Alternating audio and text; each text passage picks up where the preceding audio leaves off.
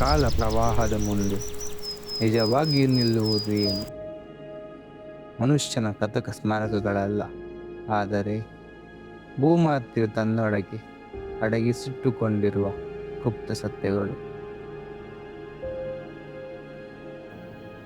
ಘೋರ ಅರಣ್ಯದ ಹೃದಯ ಭಾಗದಲ್ಲಿ, ಬೆಳಕು ನೆಲವನ್ನು ಸ್ಪರ್ಶಿಸಲು ಹೆಣಗಾಡುವ ಪ್ರದೇಶದಲ್ಲಿ ಒಂದು ಪರಮ ಪವಿತ್ರ ಕ್ಷೇತ್ರವಿದೆ. ಆ ಸ್ಥಳವನ್ನೇ ನಾಗರತಿ ಎಂದು ಕರೆಯುತ್ತಾರೆ. ಇದು ಕೇವಲ ದೇವಸ್ಥಾನವಲ್ಲ,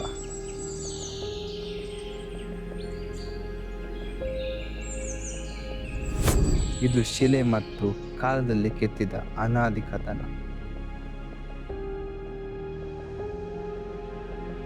ಅವಳು ಜಗನ್ಮಾತೆ, ನಾಗಕನ್ನಿಕಾ ದುರ್ಗಾ ಪರಮೇಶ್ವರಿ.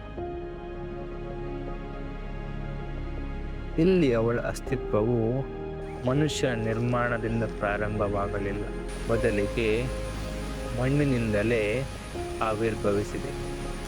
ಒಂದು ಉದ್ಭವ ಲಿಂಗ, ಸ್ವಯಂ ಪ್ರಕಟಿತ ಸತ್ಯ. ಊರ್ಧ್ವಕ್ಕೆ ನೋಡಿ, ಇಲ್ಲಿ ಸೂರಿಲ್ಲ. ದೈವತ್ವವನ್ನು ಸೀಮಿತಗೊಳಿಸಲು ಯಾವುದೇ ಛಾವಣಿ ಇಲ್ಲ.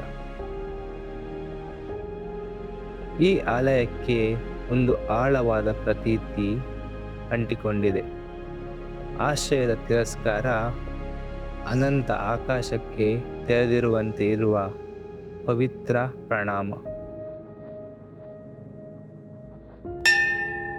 ಇದನ್ನು ಒಂದು ಶ್ರೇಷ್ಠ ಧಾಮವೆಂದು ಹೇಳುತ್ತಾರೆ. ದೇಶದ ಮಹಾಕಥೆಯ ವಸ್ತ್ರದಲ್ಲಿ 5 ಪ್ರಮುಖ ಕೇಂದ್ರಗಳಲ್ಲಿ ಇದು ಒಂದು. ಇಲ್ಲಿ 5 ದೈವ ಕನ್ನಿಕೆಯರು ಆಶ್ರಯವನ್ನು ಕೋರಿ ಶಾಶ್ವತ ಶಕ್ತಿಯ ಕಥಾನಕವನ್ನು ಬಿಟ್ಟು ಹೋಗಿದ್ದಾರೆ, ಹಾಗೂ ಜನರೊಂದಿಗೆ ಮಾಡಿಕೊಂಡ ಸನಾತನ ನಿಯಮ, ಆ ಮೌನ, ಪ್ರಾಚೀನ ಧರ್ಮ.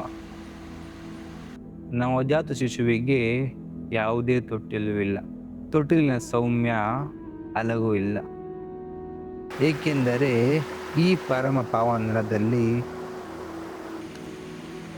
ಸರ್ಪವು ಕಾಯುತ್ತಿದೆ.